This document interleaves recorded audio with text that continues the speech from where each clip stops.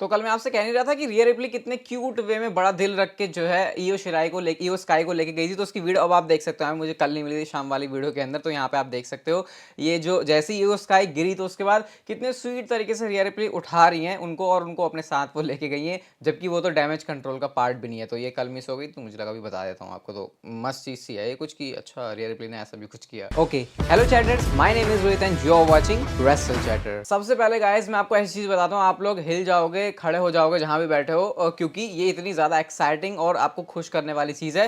कुछ टाइम पहले मैंने आपसे कहा था कि डब्ल्यूडब्ल्यूई शायद जनवरी मंथ में कुछ एक इवेंट प्लान कर रही है इंडिया के अंदर, हो सकता है, चांसेस कुछ नहीं थे, ये बिल्कुल उड़ती उड़ती बात आ रही थी। लेकिन गाइस अब इसके ऊपर मैं आपको थोड़ा सा कॉन्क्रीट करके चीजें बता सकता हूं कि डब्ल्यूडब्ल्यूई जनवरी मंथ में इंडिया में ही पॉसिबली इवेंट प्लान कर रही है। अभी मैं पॉसिबली क्यों कह रहा हूं वो भी आपको बताऊंगा, और क्यों मैं इतना श्योर होकर कह रहा हूं कि शायद इवेंट इंडिया के लिए है। अब रिपोर्ट यह है कि डब्ल्यूडब्ल्यूई ग्रैंड स्केल के ऊपर एक शो प्लान कर रही है 18-19 जनवरी। अभी डेट जो है आगे पीछे थोड़ी सी हो सकती है, लेकिन गाइस मुझे और जब इसके बारे में डिटेल्स पता चली हैं वो ये है कि अकॉर्डिंग टू स्पोर्ट्स कीड़ा ये जो इवेंट है डब्ल्यूडब्ल्यूई हैदराबाद में प्लान कर रही है। अब आप सोचोगे कि ये मेजर इवेंट कैसे हो सकता है, क्योंकि डब्ल्यूडब्ल्यूई ने तो रॉयल रंबल अनाउंस किया हुआ है, रॉयल रंबल से ठीक 10 दिन पहले अगर ऐसी कोई चीज हो रही है ऑलमोस्ट, तो कैसे वो मेजर हो सकती है। तो आप इसे ये नहीं कह सकती कि ये कोई प्रीमियम लाइव इवेंट है, लेकिन उससे कम भी नहीं है। मतलब डब्ल्यूडब्ल्यूई कुछ मतलब बड़े स्केल पर इसको दिखा रही है, क्योंकि ग्रैंड स्केल यहाँ पे इसको टर्म ही दी जा रही है ऐसी। तो आप मान सकते हो कि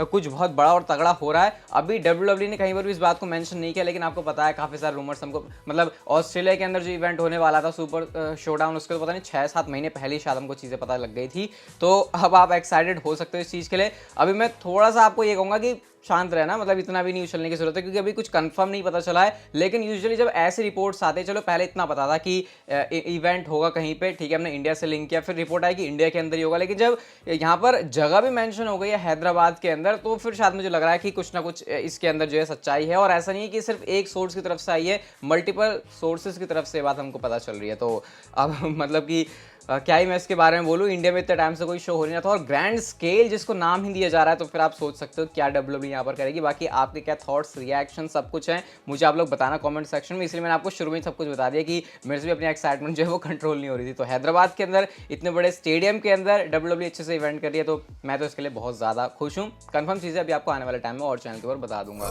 नेक्स्ट स्टोरी की तरफ गाइस हम लोग चलते हैं, और आपको पता ही है सर्वाइवर सीरीज जो प्रेस कॉन्फ्रेंस है डब्ल्यूडब्ल्यूई ने करी थी, अभी जो प्रेस कॉन्फ्रेंस है इसको एक सक्सेस देखा जा रहा है। और डब्ल्यूडब्ल्यूई प्लान करी कि आने वाले टाइम में वो ऐसी प्रेस कॉन्फ्रेंस आपको और करवाती हुई दिखाई दे जाएगी। वैसे मैंने आपसे कहा था कि डब्ल्यूडब्ल्यूई ऐसा करेगी आने वाले टाइम में। अब रॉयल रंबल के अंदर पूरे चांसेस हैं कि ऐसा भी डब्ल्यूडब्ल्यूई कुछ करेगी, क्योंकि अगर आपको प्रेस कॉन्फ्रेंस ना देखने को मिले तो फिर ये समझो कि शायद डब्ल्यूडब्ल्यूई की नजर में वो शो इतना बड़ा नहीं है। जब भी शो बड़ा होगा तो आप लोग मान सकते हो कि बात गारंटीड है कि ऐसे प्रेस कॉन्फ्रेंसेस वाले जो इवेंट है डब्ल्यूडब्ल्यूई और भी ऑर्गेनाइज करेगी, और एक बिल्कुल रियल स्पोर्ट दिखाने के लिए आई थिंक ये चीज अच्छे से वर्क भी कर रही है। अंडरटेकर के बारे में मैंने आपसे कहा था कि अंडरटेकर जो है सर्वाइवर सीरीज में बैक स्टेज होंगे। ऑब्वियसली कोई रोल उनका नहीं था, लेकिन उन्होंने पिक्चर पोस्ट किया यहाँ पर, और देख ही सकते हो कि अंडरटेकर और स्टेफनी मैकमैन यहाँ पर हैं। साथ में वो स्टेफनी मैकमैन कैसे उनकी काफी अच्छी फ्रेंड है, और जो भी इन्वॉल्व हुए सर्वाइवर सीरीज में उनको कॉन्ग्रेचुलेट भी कर रहे हैं। तो अंडरटेकर वैसे तो अब नहीं आ रहा, लेकिन हाँ इस तरीके से हमको वो सर्वाइवर सीरीज में बैक स्टेज देखने को मिल गए। लोगन पॉल ने भाई एक ऐसी बात बताई है ना कि मतलब ये तो मुझे जान के सुन के ऐसा लगा कि कितनी ही रेयर चीज लोगन पॉल ने बता दी है। अब लोगन पॉल रोमन रेंस का मैच डब्ल्यूडब्ल्यूई ने करवाया था सऊदी अरेबिया के शो के अंदर, क्राउन जूल के अंदर, और कैसे ट्रिपल एच ने कॉल करके लोगन पॉल को बताया था पहली बार कि रोमन रेंस से तुम्हारा मैच प्लान कर रहा हूं। एग्जैक्टली वही चीज यहाँ पे लोगन पॉल ने खुद से रिलीज करी है अपने सोशल मीडिया प्लेटफॉर्म्स के ऊपर, और यहाँ पे ट्रिपल एच कह रहे हैं कि मेरे पास एक आइडिया है, मैं तुमको चाहता हूँ रोमन रेंस के साथ मैच करवाने के लिए। और इमीडिएटली उसी टाइम पर जो रिएक्शन थे लोगन पॉल को बिल्कुल देखने लायक है, कि जैसे उनको बिलीव नहीं हो रहा कि है मुझे रोमन रेंस के साथ मैच मिल रहा है। तो ये जो अंदर की बातें जान के मतलब ऐसे मजा सा आता कि अच्छा ऐसे चीजें चल रही होती हैं। मतलब मेरे को डब्ल्यूडब्ल्यूई टेलीविजन पर क्या चल रहा है उतनी ही एक्साइटमेंट बैक स्टेज क्या चल रहा है वो जानने में भी होती है, और लोगन पॉल ने कहीं ना कहीं वाला काम कर दिया कि कैसे ट्रिपल एच ने उन तक बात पहुंचे, मतलब कॉल के थ्रू। तो अंदर अंदर कुछ मामला ऐसे चल रहा होता है। सर्वाइवर सीरीज के अंदर साशा बैंक्स के भी चैंट्स लग रहे थे रोंडा राउजी वाले मैच के अंदर, लेकिन डब्ल्यूडब्ल्यूई ने चैंट्स को म्यूट कर दिया है। मतलब अगर आप ये सोच रहे हो कि ये चीज सिर्फ विंस मैकमैन के एरा में हो सकती है, तो ऐसा नहीं है, यहाँ पे ये चीज हुई है। अब शायद ये इसलिए भी हो सकता है कि क्योंकि साशा बैंक्स को वापस लाने के प्लान हो डब्ल्यूडब्ल्यूई के, तो वो सोच रहे हैं कि नहीं यार इसको अभी ऐसे स्पॉइल नहीं करेंगे, इसको हम रुक के बताएंगे थोड़ा सा, तो शायद ये एक रीजन हो सकता है। लेकिन जो साशा बैंक्स के चैंट्स हैं उनको म्यूट किया गया, और डेफिनेटली जो साशा बैंक्स बैंक्स के फैंस हैं यहाँ पर, वो थोड़े से खफा हो गए WWE से, बट क्या ही फर्क पड़ता है अगर एंड में साशा बैंक्स आ रही हैं तो, क्योंकि वो आ रही हैं WWE कंपनी के अंदर, वो ज़्यादा मैटर करता है, ना कि ये कि उनके चैंट्स को, उनकी जो फैंस उनको बुला रहे हैं उस चीज़ को म्यूट किया गया है। अगली स्टोरी की तरफ गाइस हम लोग चलते हैं, और जे उसो को के बारे में तो आपको बताया था कि उनके रिस्ट में जो है कुछ ना कुछ इंजरी वाली सिचुएशन चल रही है, लेकिन उनको नई और प्रॉब्लम हो गई है इस सर्वाइवर सीरीज वाले इवेंट के अंदर, क्योंकि एक टाइम पर ये सुना जा सकता है कि जिमी उसो ये कह रहे हैं कि शायद जो जे उसो है उनका हार्ट टूट चुका है और उस टाइम पर जो कैमराज हैं वो वहां से हटा लिए जाते हैं। अब ये कंफर्म नहीं है कि ऐसा सच में हुआ है, लेकिन हाँ ये भी आप देखना कि जे उसो ने उसके बाद मैच को कंटिन्यू किया है, लेकिन आपको पता ही है कई बार ऐसा होता है कि सुपरस्टार मैच में इंजर्ड हो जाता है, लेकिन इंजरी कितनी भी सीरियस हो मैच फिनिश करता ही है। लोगन पॉल को देख लो, ACL MCL पता नहीं क्या क्या तोड़वा के वो बैठ गए मेनिस्कस, उसके बावजूद भी उन्होंने मैच को कंप्लीट किया था। तो शायद एक इंजरी वाली सिचुएशन है जे उसो के साथ, जो कि नई इंजरी है। होपफुली उनकी अगर इंजरी है भी तो रिकवरी टाइम इसका ज़्यादा ना हो। वैसे ठीक ठाक तो लग ही रहे थे मैच खत्म होने के बाद भी, वो हक कर रहे हैं सैमी ज़ेन को इतनी जोर से, तो शायद सिचुएशन इतनी ज़्यादा बुरी नहीं होगी जे उसो के साथ, ऐसा मैं उम्मीद कर रहा हूँ। लाफ्टर ऑफ द लैडर में आज हमारे ही किसी सब्सक्राइबर ने, जैसे मैंने आपसे कहा था, टैग कर लेना मुझे #लाफ्टर ऑफ द लैडर करके ट्विटर के ऊपर, और इसकी स्पेलिंग सही करना वरना मुझे ढूंढने में प्रॉब्लम होती है। यहाँ पे भी OF नहीं OFF है। तो रोमन रेंस कहते हैं ना कि वो अपनी फैमिली के सामने टेबल पर फूड सर्व करते हो, तो एग्जैक्टली वो होता कैसे है आप इस पिक्चर के अंदर देख सकते हो, जहाँ पे किसी ये इंडिया की मार्केट लग रही है मुझे, स्ट्रीट में लगी हुई है सब्जी वाला, और यहाँ पे how Roman Reigns works to serve food on the table to his family, और दोनों हाथ में रोमन रेंस के और पॉल हेबन के सब्जी की थैलियाँ भरी हुई है। तो क्या ही बोलूँ मैं इसके बारे में, बट हाँ ऐसी इंटरेस्टिंग चीज़ आप भी मेरे साथ ट्विटर के ऊपर, अगर आप भी फीचर होना चाहते हो चैनल के ऊपर तो कर सकते हो।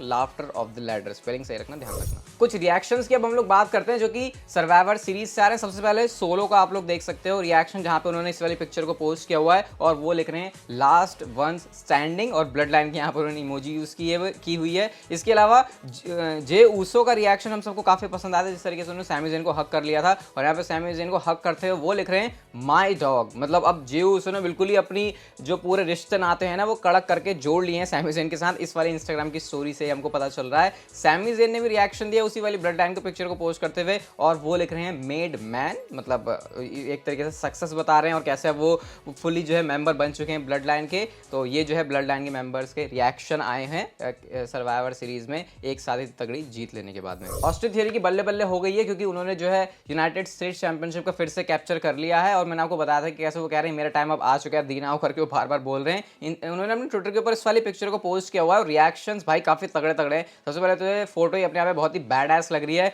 2 टाइम करके वो मेंशन कर रहे हैं यूनाइटेड स्टेट्स वो चैंपियन बन चुके हैं, और 14,000 से ऊपर इसके ऊपर लाइक्स हो चुके हैं भाई। तो इससे आप लोग देख ही सकते हो कि ऑस्टिन थियरी की जो फैन फॉलोइंग है बहुत अच्छी चल रही है। फैंस को ये चीज बहुत पसंद आई है कि WWE ने उनको money in the bank briefcase हरवाने के बावजूद इतना तगड़ा पुश किया। इवन फैंस तो खुश हैं कि अच्छा अगर थियरी को हराने के बाद ये प्लान्स होने वाले थे उनके लिए, तो फिर WWE को और पहले उनको जो ब्रीफकेस है वो हरवा देना चाहिए था, जो भी अच्छी बात है। वैसे ब्रीफकेस से याद है मनी इन द बैंक की अनबॉक्सिंग मैंने भी की चैनल के ऊपर, अभी इस समय ऊपर आई बटन पर या फिर आपको डिस्क्रिप्शन में देखने को मिल जाएगी, तो आप लोग उसको जाके देख सकते हो। कर्ट एंगल क्या रेसलिंग करने वापस आ सकते हैं? कर्ट एंगल सिर्फ एक शर्त पर वापस आ सकते हैं, अगर उनको दिए जाते हैं $10 मिलियन, जो कि इंडियन रुपीस में होते हैं लगभग $1 मिलियन हो गया आपका 80-85 करोड़ के आसपास। तो ये आप मान लो कि 8 करोड़ के आसपास, तो 80-85 जो है करोड़ रुपए चाहिए कर्ट एंगल को अगर वो WWE में आ रहे हैं। वो कहते हैं कि वैसे तो मेरा आने का कोई मतलब है नहीं, लेकिन अगर ज़रूरत है तो मुझे बहुत ज़्यादा पैसों की ज़रूरत होगी, मुझे $10 मिलियन WWE से चाहिए होंगे, और मुझे पता है कि WWE इसको अफोर्ड कर सकती है। यानी कर्ट एंगल को बिलीव है कि शायद